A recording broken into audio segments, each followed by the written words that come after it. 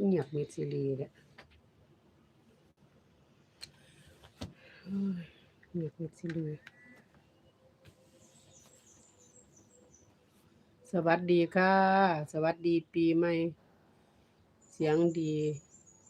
โอ้ขอบคุณหลายๆเด้อมาให้ว่าเสียงดีอยู่ขอบคุณหลายๆประเด็นบ่ได้ยินเสียงแหมเสียงดีมากโอ้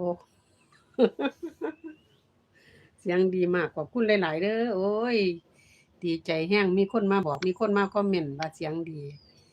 ประเด็นล่ะว่าแม่นบ่มีเสียงมื้อวานนี่ประเด็นขึ้นไลฟ์เขาเจ้าบอกว่าบ่มีเสียงประเด็นก็ใจบ่ดีขึ้นอย่าว่าจักรอบว่าสิให้เขาเจ้ามาอั่น